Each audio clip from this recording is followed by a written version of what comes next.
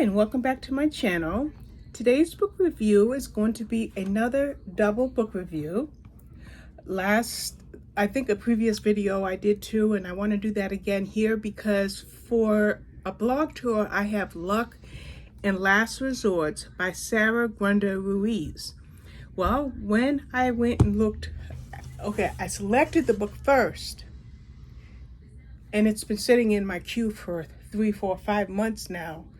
But when I went to read it, first thing I always do is, even if I select a book without doing any prior research, I will go to Goodreads to put it in my Goodreads currently reading list. So I go to put it in my currently reading list, and I find out that it is the second book in the Love, Lists, and Fancy Ships series. So what I did was I stopped and I went and I looked on, I'm trying to bring it up on my phone, my tablet. I went to my online library and I used Libby to see if I was going to be able to find this book.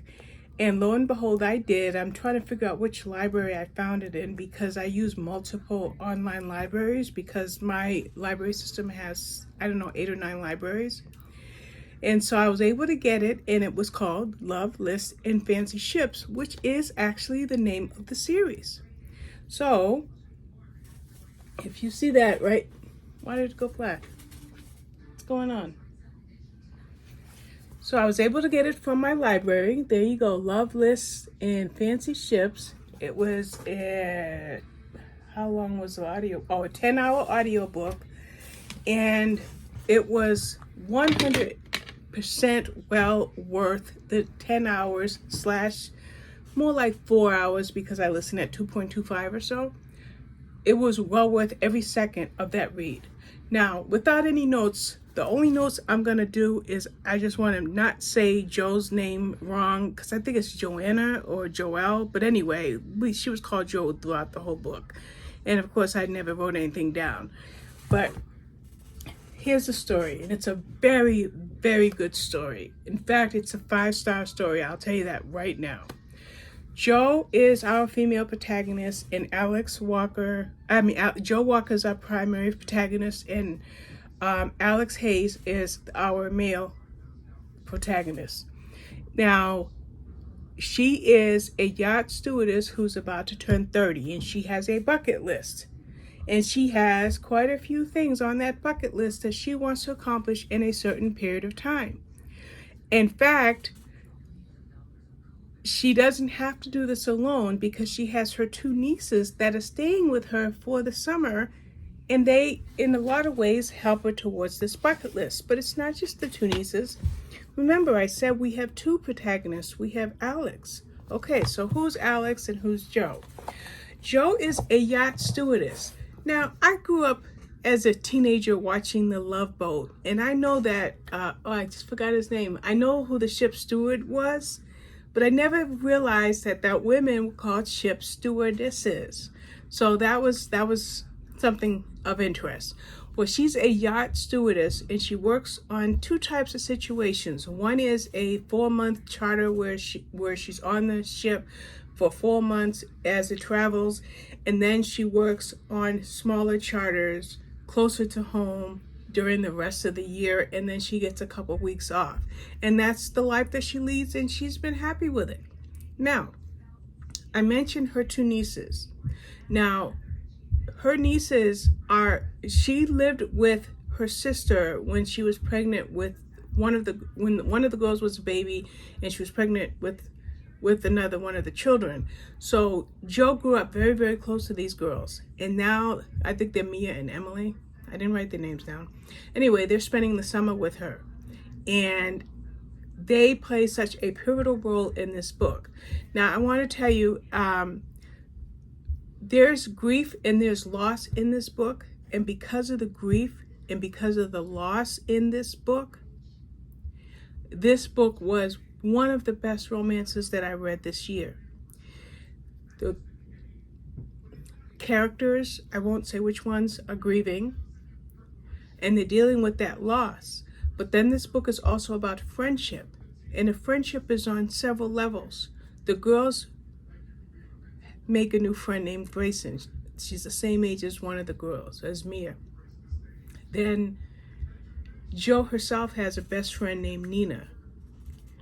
And then Alex, Grayson's father, he lives in the same condo building where Jo lives, and they become friends. But it becomes more with Alex and Grayson. Alex and Jo. So I like that this book isn't just, boy meets girl, boy kisses girl, boy marries girl, they live happily ever after. It's nothing like that. It's layered in with that bucket list, which is, brings in a nice edge to the story because we're trying to see her check those things off the list. But it also brings in that sadness from that grief and from that loss, and how they're recovering from that grief and loss. Meanwhile, Jo is trying to navigate the possibility of being in a new relationship, but then Alex, Grayson's father, in as much as he's drawn to Jo, he has his own baggage. So, meanwhile, we got 12 weeks, 3 months, and a long bucket list. Can all of these people work together to help Jo fulfill that bucket list? And will Alex be able to deal with the baggage that would prevent this love story from taking off and from growing? And then there's the drama that exists on both sides of the coin. And I mean that by saying, like, Alex has his drama, Jo has her drama, all of it put together. And like I said, this is without any notes. I just was so impressed with this book, and I felt like it was worthy of a review, even though I got it from my library. So we're going to move on now to the book that I do have for a review, and that is called Luck in Last Resorts. Now, here's the thing. Luck in Last Resorts I got for a review. Could I have read that without reading Love Lists and Fancy Ships? Most definitely I could have, but I'm glad I didn't. Remember I said that Jo had a best friend named Nina? So when you're reading this book and you see the relationship issues that Nina has, and I'll tell you with who in just one moment, but when you see the relationship issues that Nina has, you know that she's going to be featured in the next book. It's just that simple. So even though I went back to back with these books, or should I say, because I went back to back to this book, it was just like part 2, and it literally was part 2 because it was the second book in the series. But I'm trying to look at it from a reader's point of view that might only have Luck and Last Resorts at their disposal. How would they do? They would do just fine, but there's drama here. Drama makes these covers might make it look like it's a rom-com, but I don't really think it is. I don't know if it's just considered a romance, but I definitely wouldn't call it a rom-com, even if that's what it's being called by other reviewers or even the publisher, because of the drama. Okay? And I have to talk about that drama. So, in our first book, we have Alex and Jo. Okay, so now we move on to Luck and Last Resorts, our second book. And we know that Alex and Jo got together and they're going to live happily ever after, of course, because it's a romance. Well, now it's Nina's story. I like the way Nina's story is told. First of all, when you read the first book in the series, you see Nina and you see Ollie. Ollie is also a chef. If I didn't say that Alex from the first book is a chef, I apologize. But Ollie is a chef as well. Okay? We saw a lot of Nina in book 1 and a little bit of Ollie in book 1. But this book, too, is about Nina and Ollie. Okay, what's their story? 9 years of a relationship that has been hot and cold, hot and cold, and hot and cold. Okay? They were only in their young 20s when they met, like 23, 24 years old.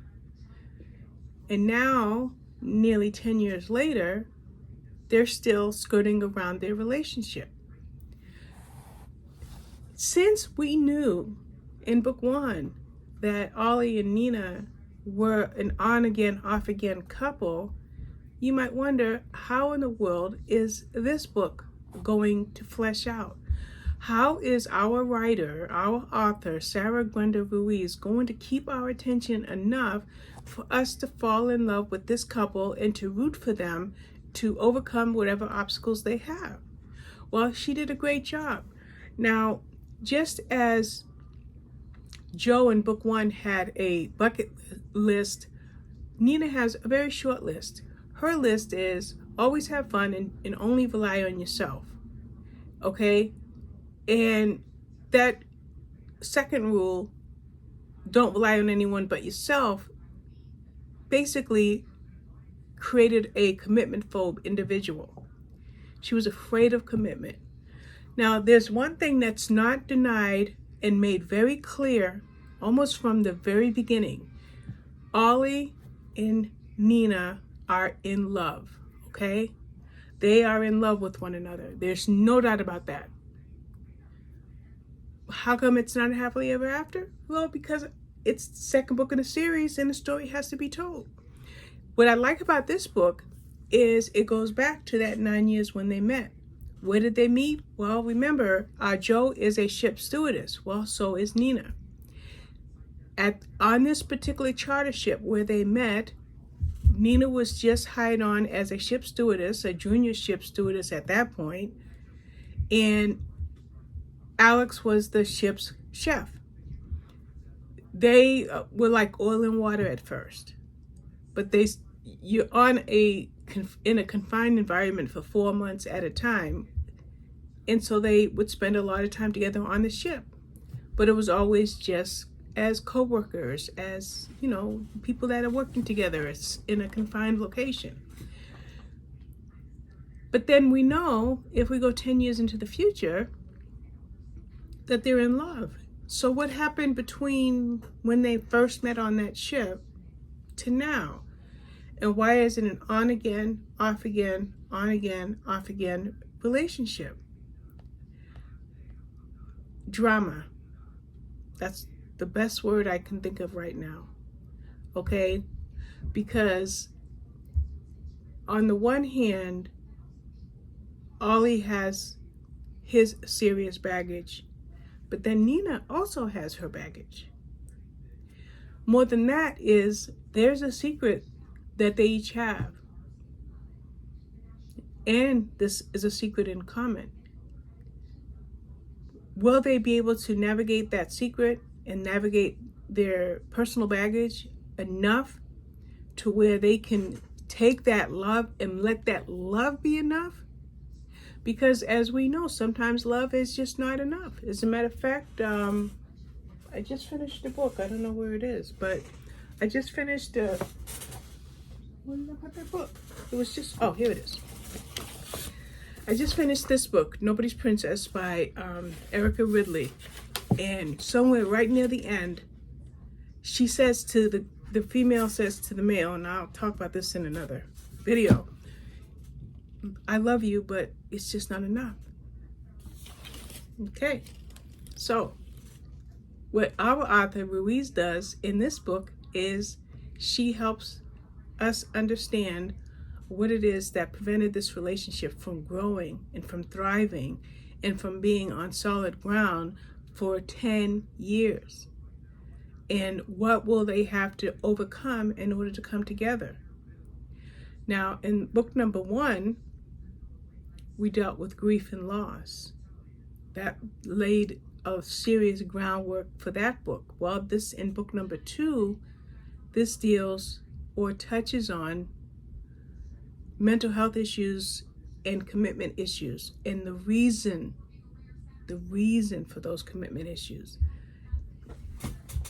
That's all I can say. Excellent books. Highly, highly recommended. So that is Love, Lists, and Fancy Ships and Luck and Last Resorts, both from Berkley. They're both about $10, $11 on Amazon, or you can get them from your library, or you can get them from Audible.